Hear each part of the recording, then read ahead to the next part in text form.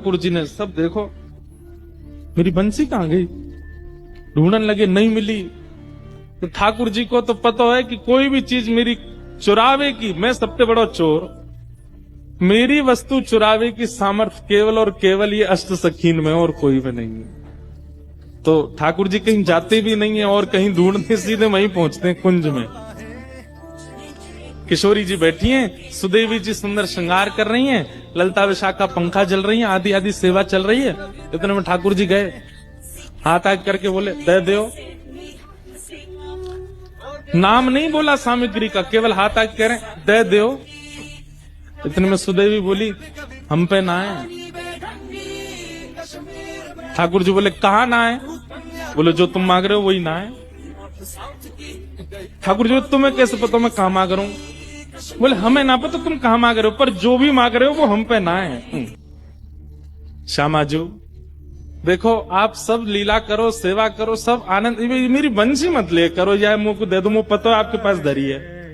इतने में किशोरी जी ने बंसी निकाली।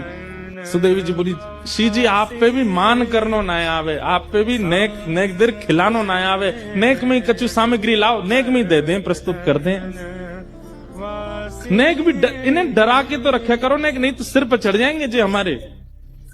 वंशी लाके मैंने दी, एक आध दो दिन बाद धरी रखती, नेक में निकाल के दे दी। ऐसी हमारी भोली सी किशोरी जी।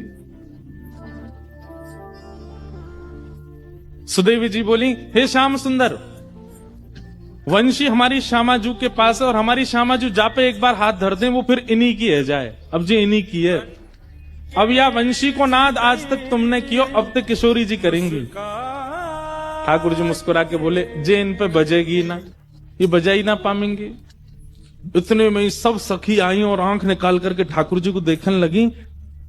हमारी किशोरी जी कोई चीज में निपुण नहीं है, ऐसा है ही ना सके। ये गायन करें तो सरस्वती कान लगा के सुने, ये वीणा बजावे तो वीणाधारी बड़े बड़े गंधर्वजन सामने नतमस्तक है जाएं। अरे गानो बजानो तो बहुत दूर की बात है, हमारी श्री जी जब चले ना, उनके पामन में बंधे हुए नूपुरन के स्वर पे राग रागनी नृत्य करें, और तुम कह रहे हो हमारी श्री जी नेक्सी सी बंसी ना बजा पाएंगी।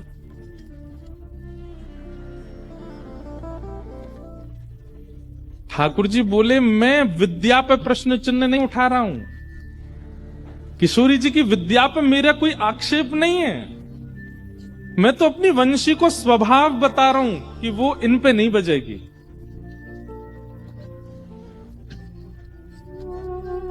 सुदेवी जी बोली श्यामाजू आप दिखाए दो इन्हें, नेक बजाए दो, वंशी बजाए दो नेक। रुको तुम अभी बजा। ठाकुर जी खड़े गए बजाओ, मैं भी देख रहा हूं बजाओ। आज अगर ये बज जाए तो मैं भी नंद को लाला नहीं। सुदेवी बोली ऐसा है सके कि भैया इनने कहीं सौगंध वोगंध दे दी हो। सुदेवी बोली हरी पत्ती सामने कसम उतारी राम ने।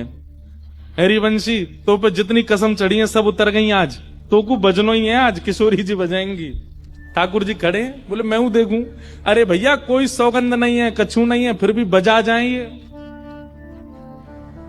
किशोरी जी ने जैसे अधर पर वंशी धारण करी, और वंशी धारण करके अपने कोमल मुखमंडल से जैसे ही प्राण पिरोए, नहीं बची। किशोरी जी ने सबरी उंगली फेर ली, लेकिन वंशी नहीं बची। ये दृश्य देख करके ललिता विशाखा सब आश्चर्यचकित है गई। हे श्यामाजू ऐसा कौन सा साज है, ऐसा कौन सा वाद्य है? अरे हमारी किशोरी जी को इतना श्रम भी ना करना पड़े, अरे अधर पर धारण हेती वंशी अपने आप स्वतः बजने लग जाए, हाथन में आती वीणा अपने आप स्वर प्रकट करने लगे। ये वंशी बज नहीं रही है। ठाकुर जी सामने खड़े खड़े मुस्कुरा रहे हैं। ए सुदेवी बहुत देर रही खड़े खड़े, एक सिंहासन लगा, मैं बैठूं देखूं, ने कहा देर तो आनंद करूं।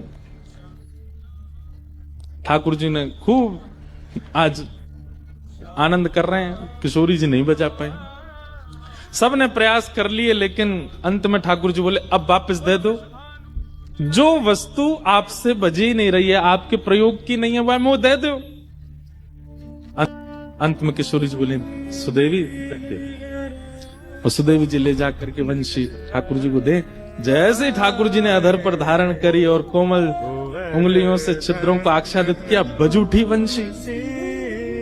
आज पहली बार ऐसा हुआ कि वंशी नाद सुन करके गोपियों को, इन सखियों को आनंद नहीं क्रोध आ रहा है।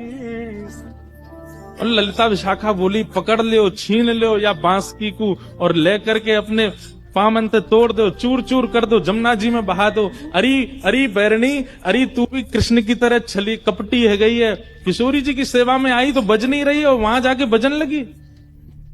ठाकुर जी ने हृदय से लगा लियो, मेरी वंशी को दोष मत दो, तो किशोरी जी के हाथ में क्यों नहीं बजी? ठाकुर जी बोले ये स्वर से नाए बजे, ये फूंक से नाए बजे, ये तो भाव से बजे। और ठाकुर जी बोले मेरी वंशी जो है ना वो अनन्य भक्त है। कौन है? जोड़ते बोलो, कौन है? अनन्य भक्त। अनन्य भक्त मतलब न अन्य इति अनन्य, जो एक का होकर के सदा एक का ही रहे उसको अनन्य कहते हैं। और मेरी वंशी अनन्य है। हे श्यामाजू, आप जब वंशी धारण करके बजा रही तो मन में कहा विचार कर रही?